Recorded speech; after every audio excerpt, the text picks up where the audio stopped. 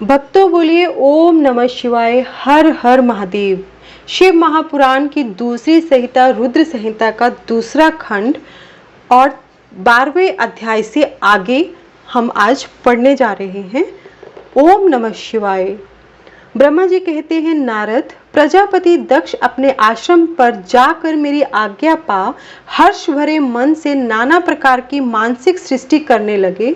उस प्रजा सृष्टि को बढ़ती हुई न देख प्रजापति दक्ष ने अपने पिता मुझ ब्रह्मा से कहा। दक्ष बोले, ब्राह्मण तात प्रजानाथ, प्रजा बढ़ नहीं रही है। प्रभु, मैंने जितने जीवों की सृष्टि की थी वे सब उतने ही रह गए हैं। प्रजानाथ, मैं क्या करूं? जिस उपाय से ये जीव अपने आप बढ़ने लगे वह मुझे बताइए। तदनुसार मैं प्रजा की सृष्टि करूंगा, इसमें संशय नहीं है। ब्रह्मा जी यानी कि मैंने कहा, तात प्रजापति दक्ष, मेरी उत्तम बात सुनो और उसके अनुसार कार्य करो। सुरश्रेष्ठ भगवान शिव तुम्हारा कल्याण करेंगे। प्रजेश प्रजापति पंचजन की जो परम सुंदरी पुत्री असिकनी है उसे तुम पत्नी रूप से ग्रहण करो। स्त्री के साथ मैथुन धर्म का आश्रय ले तुम पुनः इस प्रजा सर्ग को बढ़ाओ। असिकनी जैसी कामनी के गर्भ से तुम बहुत सी संतानें उत्पन्न कर सकोगे। तदनंतर मैथुन धर्म से प्रजा की उत्पत्ति करने के उद्देश्य से प्रजापति दक्ष ने मेरी आज्ञा के अनुसार वीर्ण प्रजापति की पुत्री के साथ विवाह किया। अपनी पत्नी वीरणी के गर्भ से प्रजापति दक्ष ने 10,000 पुत्र उत्पन्न किए जो हर्यश्व कहलाए। वे सबके सब पुत्र समान धर्म का आचरण करने वाले हुए। पिता की भक्ति से तत्पर रहकर वे सदा वैदिक मार्ग पर ही चलते थे। एक समय पिता ने उन्हें प्रजा की सृष्टि करने का आदेश दिया। तात तब वे सभी दक्षिणायन नामधारी पुत्र सृष्टि के उद्देश्य से तपस्या करने के लिए पश्चिम दिशा की ओर चले गए। नारायण सर नामक परम पावन तीर्थ है जहाँ दिव्य सिंधु नद और समुद्र का संगम हुआ है। उस तीर्थ जल का ही निकट से स्पर्श करते उनका अंतःकरण शुद्ध एवं ज्ञान से संपन्न हो गया। दक्ष के वे सभी पुत्र पिता के आदेश में बंधे हुए थे, अतः मन को सुस्थिर करके प्रजा की वृद्धि के लिए वहां तप करने लगे। वे सभी सत्पुरुषों में श्रेष्ठ थे। नारद, जब तुम्हें पता लगा कि हर्यश्वगण सृष्टि के लिए तपस्या कर रहे हैं, तब भगवान लक्ष्मीपति के हार्दिक अभिप्राय को जानकर तुम स्वयं उनके पास गए और आदर पूर्वक यूं बोले, दक्ष पुत्र हर्यश्वगण, तुम लोग पृथ्वी का अंत देखे बिना सृष्टि रचना के लिए कैसे उद्यत हो गए? ब्रह्मा जी कहते हैं, नारद, हर्यश्व आलस्य से दूर रहने वाले थे और जन्म काल से ही बड़े बुद्धिमान थे।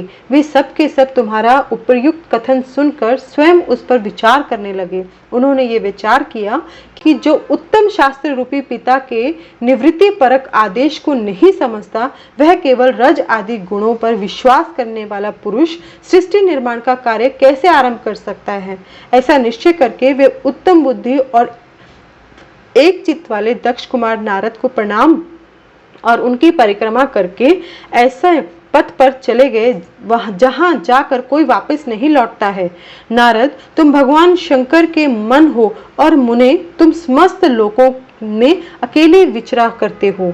तुम्हारे मन में कोई विकार नहीं है क्योंकि तुम सदा महेश्वर की मनोवृत्ति के अनुसार ही कार्य करते हो।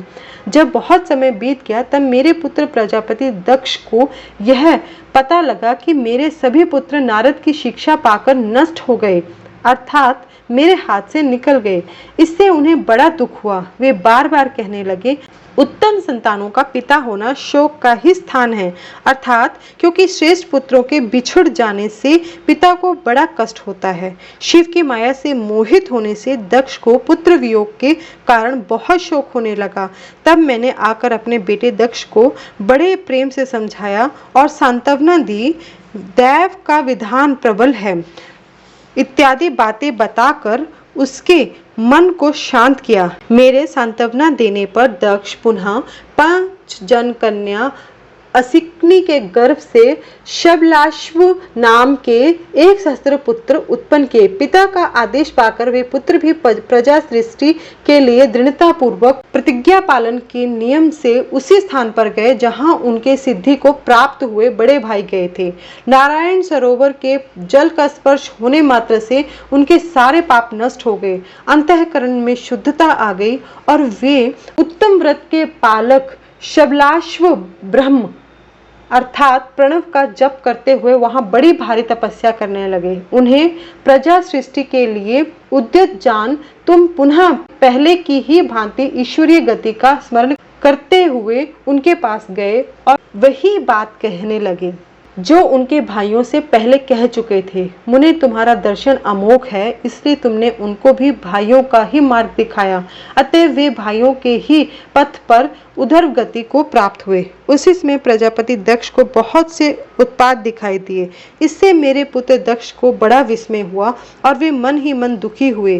फिर उन्होंने पूर्ववत तुम्हारी ही करतूत से अपने पुत्रों का नाश हुआ सुना। इससे उन्हें बड़ा आश्चर्य हुआ। वे पुत्र शोक से मूर्छित हो अत्यंत कष्ट का अनुभव करने लगे। फिर दक्ष ने तुम पर बड़ा क्रोध किया और कहा, यह नारद बड़ा दुष्ट है। दैववश उसी समय तुम दक्ष पर अनुग्रह करने के लिए वहां आ पहुंचे। तुम्हें देखते ही शोक वेश से युक्त हुए दक्ष के ओठ रोष से फड़कने लगे। तुम्हें सामने पाकर वे धिक्कारने और निंदा करने लगे। यह अच्छा नहीं किया, तुम निर्दय और शठ हो, इसलिए तुमने हमारे इन बालकों को जो अभी ऋषि ऋण, देव ऋण और पितृ ऋण से मुक्त नहीं हो पाए थे, लोक और परलोक दोनों के श्रेय का नाश कर डाला। जो पुरुष इन तीनों ऋणों को उतारे बिना ही मोक्ष की इच्छा मन में लिए माता पिता को त्याग कर घर से निकल जाता है, सन्यासी हो जाता है, वह अधोगति को प्राप्त होता है। तुम निर्दय और बड़े निर्जल हो, बच्चों की बुद्धि में भेद पैदा करने वाले हो और अपने सुयश को स्वयं ही नष्ट करने वाले हो। मूढ़मते, तुम भगवान विष्णु के पार्षदों में व्यर्थ ही घूमते फिरते हो। अधमाधम तुमने बारंबार मेरा अमंगल किया है, अतः आज से तीनों लोकों में विचरते हुए तुम्हारा पैर कहीं स्थिर नहीं रहेगा अथवा कहीं भी तुम्हें ठहरने के लिए सुस्थिर ठोर ठिकाना नहीं मिलेगा। नारद, यद्यपि तुम साधु पुरुषों द्वारा सम्मानित हो, तथापि उस समय दक्ष ने शोकवश तुम्हें वैसा श्राप दिया। वे ईश्वर की इच्छा को नहीं समझ सके। शिव की माया ने उन्हें अत्यंत मोहित कर दिया था। मुने, तुमने उस श्राप को चुपचाप ग्रहण कर लिया और अपने चित्त में विकार नहीं आने दिया। यही ब्रह्म भाव है। ईश्वर कोटि के महात्मा पुरुष स्वयं श्राप को मिटा देने में समर्थ होने पर भी उसे सह लेते हैं। ब्रह्मा जी कहते हैं, देवर्षि, इसी समय दक्ष के इस बर्ताव को जानकर मैं भी वहां आ पहुंचा और पूर्ववत उन्हें शांत करने के लिए सांत्वना देने लगा। तुम्हारी प्रसन्नता को बढ़ाते हुए मैंने दक्ष के साथ तुम्हारा सुंदर स्नेहपूर्ण संबंध स्थापित कराया। तुम मेरे पुत्र हो, मुनियों में श्रेष्ठ और संपूर्ण देवताओं के प्रिय हो, अतः बड़े प्रेम से तुम्हें आश्वासन देकर मैं फिर अपने स्थान पर आ गया। तदनंतर प्रजापति दक्ष ने मेरी अनुनय के अनुसार अपनी पत्नी के गर्भ से 60 सुंदरी कन्याओं को जन्म दिया और आलस्य रहित हो धर्म आदि के साथ उन सबका विवाह कर दिया। मुनीश्वर, मैं उसी प्रसंग को बड़े प्रेम से कह रहा हूँ, तुम सुनो। मुने, दक्ष ने अपनी 10 कन्याएं विधि पूर्वक धर्म को ब्याह दी, 13 कन्याएं कश्यप मुनि को दे दी और 27 कन्याओं का विवाह चंद्रमा के साथ कर दिया।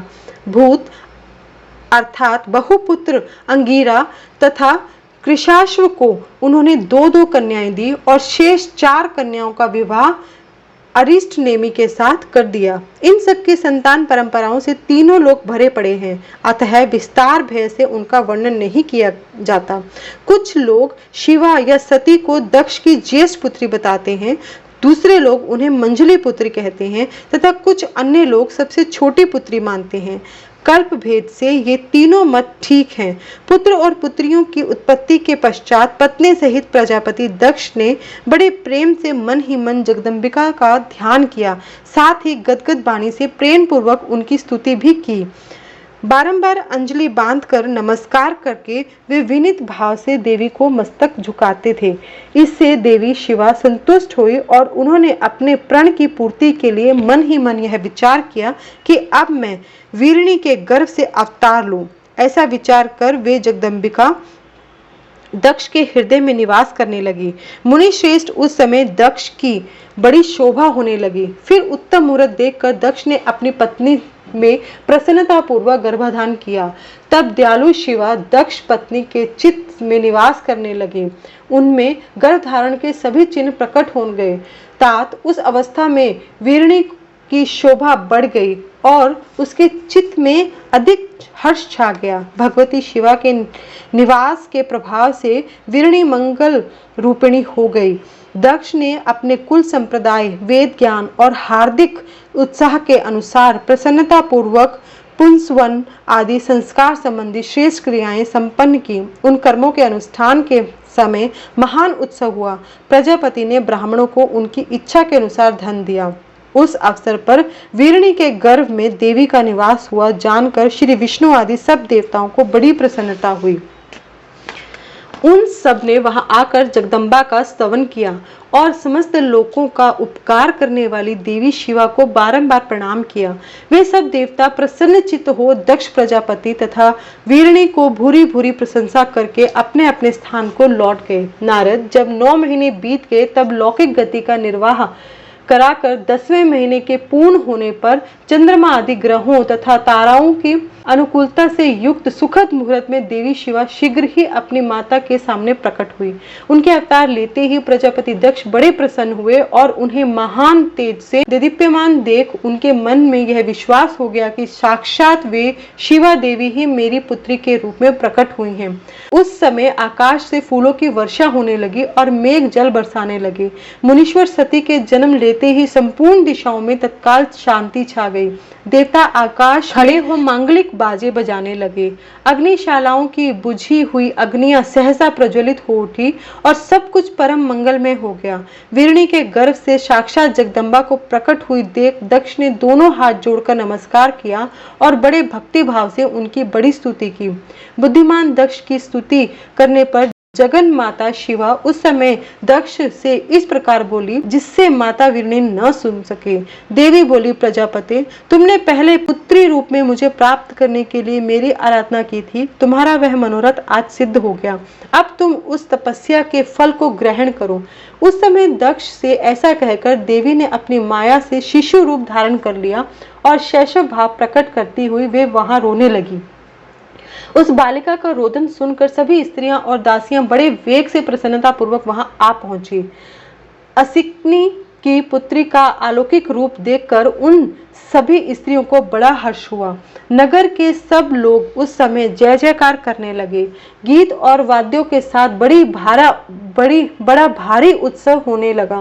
पुत्री का मनोहर मुख देखकर सबको बड़ी प्रसन्नता हुई। दक्ष ने वैदिक और कुलोचित आचार का विधि पूर्वक अनुष्ठान किया, ब्राह्मणों को दान दिया और दूसरों को भी धन बांटा। सब और यथोचित गान और नृत्य होने लगे। भांति भांति के मंगल कृत्यों के साथ बहुत से बाजे बजने लगे। उस समय दक्ष ने समस्त सद्गुणों की उत्पत्ति से प्रशंसित होने वाली अपनी उस पुत्री का नाम प्रसन्नता पूर्वक उमा रखा। तदनंतर संसार में लोगों की ओर से उसके और भी नाम प्रचलित किए गए जो सबके सब महान मंगलदायक और विशेषतः समस्त दुखों का नाश करने वाले थे। वीरणी और महात्मा दक्ष अपनी पुत्री का पालन करने लगे तथा वह शुक्ल पक्ष की चंद्रकला के समान दिनों दिन बढ़ने लगी। द्विजश्रेष्ठ बाल्यावस्था में भी समस्त उत्तमोत्तम गुण उसमें उसी प्रकार प्रवेश करने लगे जैसे शुक्ल पक्ष के बाल चंद्रमा में भी समस्त मनोहारी कलाएं प्रविष्ट हो जाती हैं। दक्ष कन्या सती सखियों के साथ बैठी बैठी जब अपने भाव में निमग्न होती थी तब बारंबार भगवान शिव की मूर्ति को चित्रित करने लगती थी। मंगलमयी सती जब बाल्योचित सुंदर गीत गाती तब स्थाणु हर एवं रुद्र नाम लेकर स्मर शत्रु शिव का स्मरण किया करती थी। ब्रह्मा जी कहते हैं, नारद, एक दिन मैंने तुम्हारे साथ जाकर पिता के पास खड़ी हुई सती को देखा।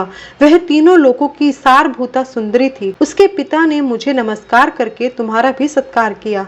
यह देख लोक लीला का अनुसरण करने वाली सती ने भक्ति और प्रसन्नता के साथ मुझको और तुमको भी प्रणाम किया। नारद, तदनंतर सती की ओर देखते हुए हम और तुम दक्ष के दिए हुए शुभ आसन पर बैठ गए। तत्पश्चात मैंने उस विनयशीला बालिका से कहा, सती, जो केवल तुम्हें ही चाहते हैं और तुम्हारे मन में भी एकमात्र जिनकी ही कामना है, उन्हीं सर्वज्ञ जगदीश्वर महादेव जी को तुम पति रूप में प्राप्त करो। शुभे, जो तुम्हारे सिवा दूसरी किसी स्त्री को पत्नी रूप में न तो ग्रहण कर सके हैं, न करते हैं, न ही भविष्य में भी ग्रहण करेंगे, वे ही भगवान शिव तुम्हारे पति हों। वे तुम्हारे ही योग्य हैं, दूसरे के नहीं। नारद, सती से ऐसा कहकर मैं दक्ष के घर में देर तक ठहरा रहा। फिर उनसे विदा ले मैं और तुम दोनों अपने अपने स्थान को चले गए। मेरी बात को सुनकर दक्ष को बड़ी प्रसन्नता हुई। उनकी सारी मानसिक चिंता दूर हो गई और उन्होंने अपनी पुत्री को परमेश्वरी समझकर गोद में उठा लिया। इस प्रकार कुमारोचित सुंदर लीला विहारों से सुशोभित होती हुई भक्तवत्सला सती, जो स्वेच्छा से मानव रूप धारण करके प्रकट हुई थी, कौमारावस्था पार कर गई। बाल्यावस्था बिताकर किंचित युवावस्था को प्राप्त हुई। सती अत्यंत तेज एवं शोभा से संपन्न हो संपूर्ण अंगों से मनोहर दिखाई देने लगी। लोकेश दक्ष ने देखा कि सती के शरीर में युवावस्था के लक्षण प्रकट होने लगे हैं। तब उनके मन में यह चिंता हुई, महादेव जी के साथ इनका विवाह कैसे करूं? सती स्वयं भी महादेव जी को पाने की प्रतिदिन अभिलाषा रखती थी। अतः पिता के मनोभाव को समझकर वे माता के निकट गई। विशाल बुद्धि वाली सती रूपिणी परमेश्वरी शिवा ने अपनी माता वीरणी से भगवान शंकर की प्रसन्नता के निमित्त तपस्या करने के लिए आज्ञा मांगी। माता की आज्ञा मिल गई। अतः दृढ़ता पूर्वक व्रत का पालन करने वाली सती ने महेश्वर को पति रूप में प्राप्त करने के लिए अपने घर पर ही उनकी आराधना आरंभ की। आश्विन मास में नंदा अर्थात प्रतिपदा, षष्ठी और एकादशी तिथियों में उन्होंने भक्ति पूर्वक गुड़, भात और नमक चढ़ाकर भगवान शिव का पूजन किया और नमस्कार करके उसी नियम के साथ उस मास को व्यतीत किया। कार्तिक मास की चतुर्दशी को सजाकर रखे हुए मालपुओं तथा खीर से परमेश्वर शिव की आराधना करके वे निरंतर उनका चिंतन करने लगी। मार्गशीर्ष मास के कृष्ण पक्ष की अष्टमी तिथि को तिल, जौ और चावल से हर की पूजा करके ज्योतिर्मय दीप दिखाकर अथवा आरती करके सती दिन बिताती थी। पोष मास के शुक्ल पक्ष की सप्तमी को रात भर जागरण करके प्रातःकाल खिचड़ी का नैवेद्य लगाकर वे शिव की पूजा करती थी। माघ की पूर्णिमा को रात में जागरण करके सवेरे नदी में नहाती और गीले वस्त्र से ही तट पर बैठकर भगवान शंकर की पूजा करती थी। फागुन मास के कृष्ण पक्ष की चतुर्दशी तिथि को रात में जागरण करके उस रात्रि के चारों पहरों में शिव की विशेष पूजा करती और नटों द्वारा नाटक भी कराती थी। चैत्र मास के शुक्ल पक्ष की चतुर्दशी को वे दिन रात शिव का स्मरण करती हुई समय बिताती और ढाक के फूलों तथा दवनों से भगवान शिव की पूजा करती थी। वैशाख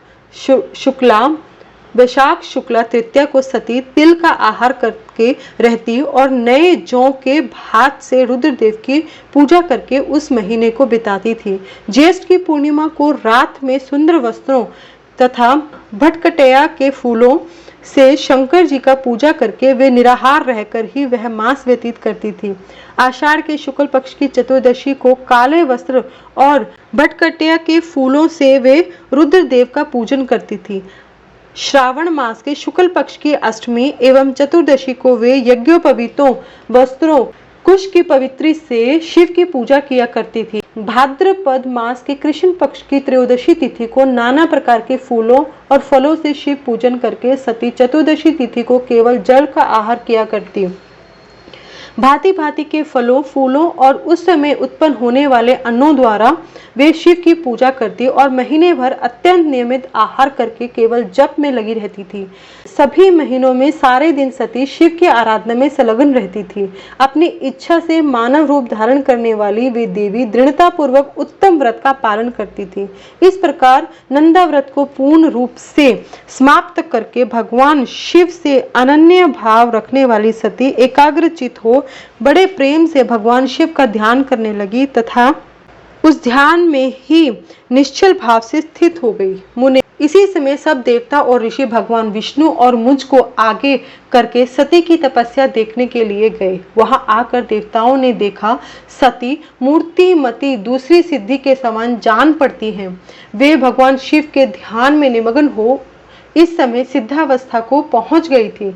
समस्त देवताओं ने बड़ी प्रसन्नता के साथ वहां दोनों हाथ जोड़कर सती को नमस्कार किया।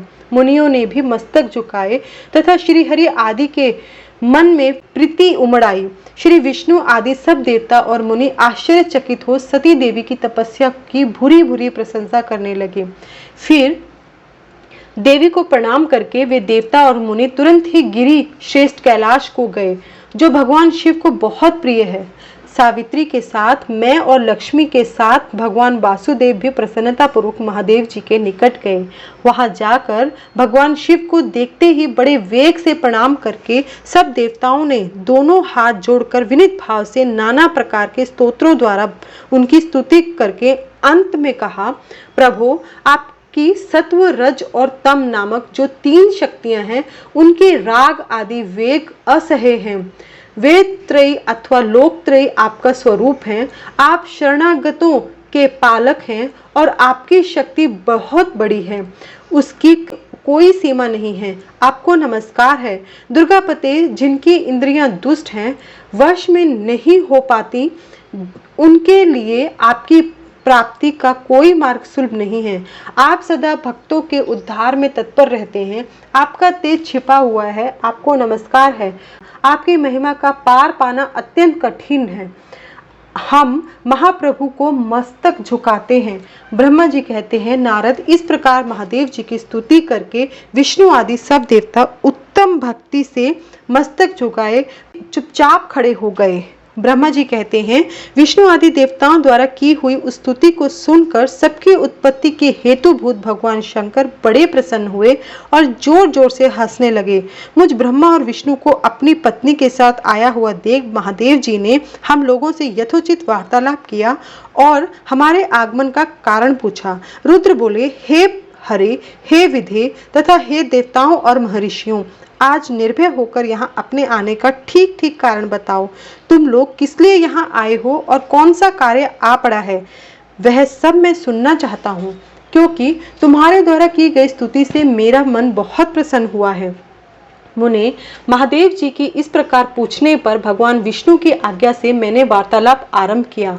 मुझ ब्रह्मा ने कहा, देव देव महादेव करुणा सागर प्रभु, हम दोनों इन देवताओं और ऋषियों के साथ जिस उद्देश्य से यहाँ आए हैं उसे सुनिए, क्योंकि हम तीनों सहार्थी हैं। सृष्टि चक्र के संचालन रूप प्रयोजन की सिद्धि के लिए एक दूसरे के सहायक हैं। सहार्थी को सदा परस्पर यथा योग्य सहयोग करना चाहिए, अन्यथा यह जगत टिक नहीं सकता। महेश्वर, कुछ ऐसे असुर उत्पन्न होंगे जो मेरे हाथ से मारे जाएंगे, कुछ भगवान विष्णु के और कुछ आपके हाथों से नष्ट होंगे। महाप्रभु, कुछ असुर ऐसे होंगे जो आपके हुए पुत्र के हाथ से ही मारे जा सकेंगे। प्रभु, कभी कोई विरले ही असुर ऐसे होंगे जो माया के हाथों द्वारा वध को प्राप्त होंगे। आप भगवान शंकर की कृपा से ही देवताओं को सदा उत्तम सुख प्राप्त होगा।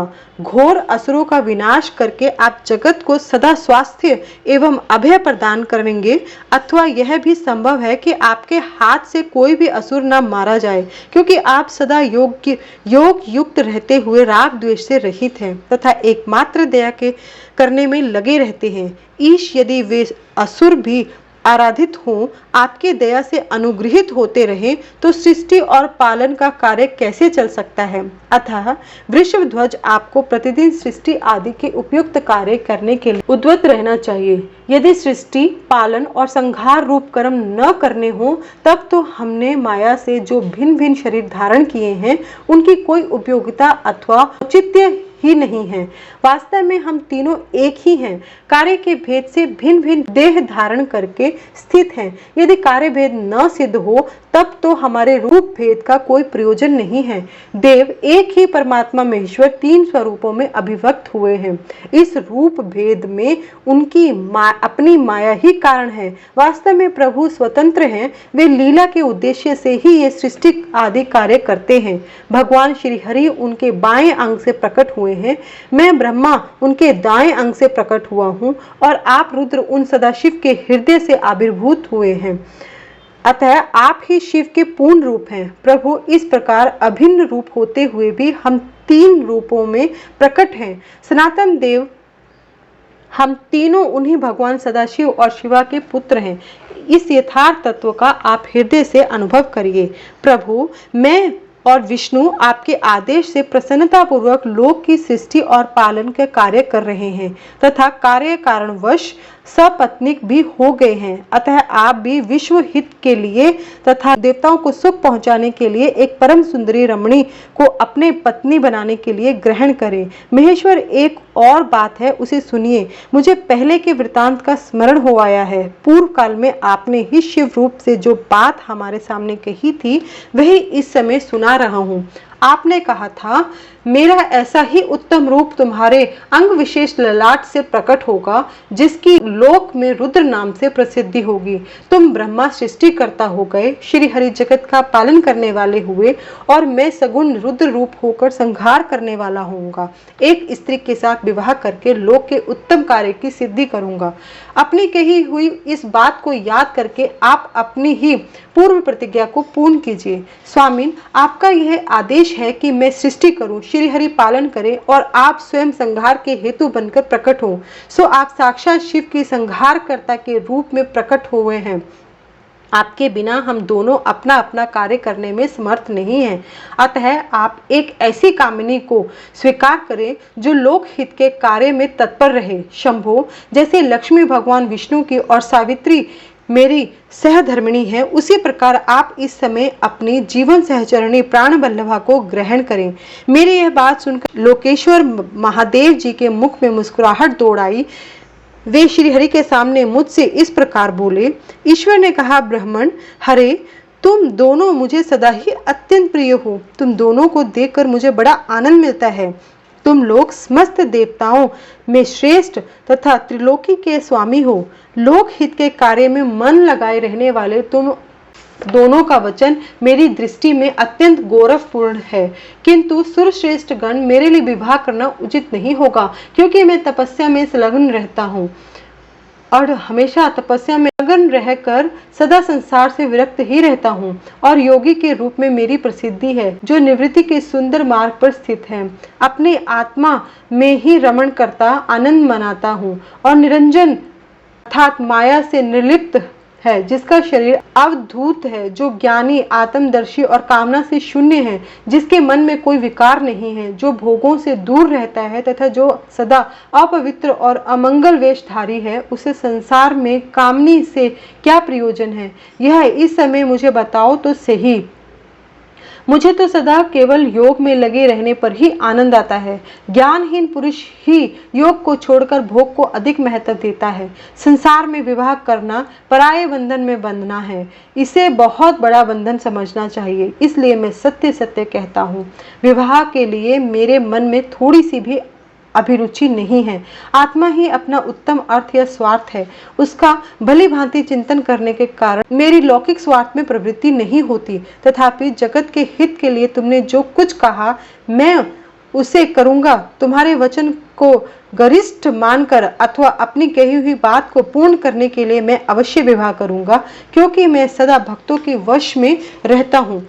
परंतु मैं जैसी नारी को प्रिय पत्नी के रूप में ग्रहण करूंगा और जैसी शर्त के अनुसार करूंगा, उसे सुनो। हरे ब्राह्मण, मैं जो कुछ कहता हूँ वह सर्वथा उचित ही है। जो नारी मेरे तेज को विभाग पूर्वक ग्रहण कर सके, जो योगिनी तथा इच्छानुसार रूप धारण करने वाली हो, उसी को तुम पत्नी बनाने के लिए मुझे बताओ। जब मैं योग में तत्पर रहूं तब उसे भी योगिनी बनकर रहना होगा, और जब मैं कामासक्त हूं तब उसे भी कामिनी के रूप में ही मेरे पास रहना होगा। वेद वेता विद्वान जिसे अविनाशी बतलाते हैं, उन ज्योति स्वरूप सनातन शिव का मैं सदा चिंतन करता हूँ और करता रहूंगा। ब्राह्मण, उन सदा शिव के चिंतन में जब मैं न लगा हूँ तभी उस भामिनी के साथ मैं समागम कर सकता हूँ। जो मेरे शिव चिंतन में विघ्न डालने वाली होगी वह जीवित नहीं रह सकेगी, उसे अपने जीवन से हाथ धोना पड़ेगा। तुम विष्णु और मैं तीनों ही ब्रह्म स्वरूप शिव के अंशभूत हैं, अतः महाभागगण हमारे लिए उनका निरंतर चिंतन करना ही उचित है। कमलासन, उनके चिंतन के लिए मैं बिना विवाह के भी रह लूंगा, किंतु उनका चिंतन छोड़कर विवाह नहीं करूंगा। अतः तुम मुझे ऐसी पत्नी प्रदान करो जो सदा मेरे कर्म के अनुकूल चल सके। ब्राह्मण, उसमें भी मेरी एक और शर्त है, उसे तुम सुनो। यदि उस स्त्री का मुझ पर और मेरे वचन पर अविश्वास होगा तो मैं उसे त्याग दूंगा। उनकी यह बात सुनकर मैंने और श्री हरि ने मंद मुस्कान के साथ मन ही मन प्रसन्नता का अनुभव किया। फिर मैं विनम्र होकर बोला, नाथ महेश्वर, आपने जैसी नारी की खोज आरंभ की है वैसी ही स्त्री के विषय में मैं आपको प्रसन्नता पूर्वक कह रहा हूँ। साक्षात सदा शिव की धर्म पत्नी जो उमा है, वे ही जगत की कार्य सिद्ध करने के लिए भिन्न भिन्न रूप में प्रकट हुई है। प्रभु, सरस्वती और लक्ष्मी ये दो रूप धारण करके वे पहले ही यहाँ आ चुकी हैं। इनमें लक्ष्मी जो श्री विष्णु की प्राण वल्लभा हो गई हैं और सरस्वती मेरी अब हमारे लिए वे तीसरा रूप धारण करके प्रकट हुए हैं। प्रभु, लोक हित का कार्य करने की इच्छा वाली देवी शिवा दक्ष पुत्री के रूप में अवतीर्ण हुई हैं। उनका नाम सती है। सती ही ऐसी भार्या हो सकती है जो सदा आपके लिए हितकारिणी हो। देवेश, महातेजस्विनी सती आपके लिए आपको पति रूप में प्राप्त करने के लिए दृढ़ता पूर्वक कठोर व्रत का पालन करती हुई तपस्या कर रही है। महेश्वर, आप उन्हें वर देने के लिए जाइए, कृपया कीजिए और बड़ी प्रसन्नता के साथ उन्हें उनकी तपस्या के अनुरूप वर देकर उनके साथ विवाह कीजिए। शंकर, भगवान विष्णु और मेरी तथा इन संपूर्ण देवताओं की यही इच्छा है। आप अपनी शुभ दृष्टि से हमारी इस इच्छा को पूर्ण कीजिए, जिससे हम आदर पूर्वक इस उत्सव को देख सकें। ऐसा होने से तीनों लोकों में सुख देने वाला परम मंगल होगा और सबकी सारी चिंता मिट जाएगी, इसमें संशय नहीं है। तदनंतर मेरी बात समाप्त होने पर लीला विग्रह धारण करने वाले भक्त वत्सल महेश्वर से मधुसूदन अच्युत ने इसी का समर्थन किया। तब भक्त वत्सल भगवान शिव ने हंसकर कहा, बहुत अच्छा, ऐसा ही होगा। उनके ऐसा कहने पर हम दोनों उनसे आज्ञा ले अपनी पत्नी और देवताओं तथा मुनियों के साथ अत्यंत प्रसन्न हो अपने अभीष्ट स्थान को चले गए। तो भक्तों, बोलिए ओम नमः शिवाय। इसके साथ ही रुद्र संहिता खंड 2 का अध्याय नंबर 16वां समाप्त होता है। बोलिए हर हर महादेव।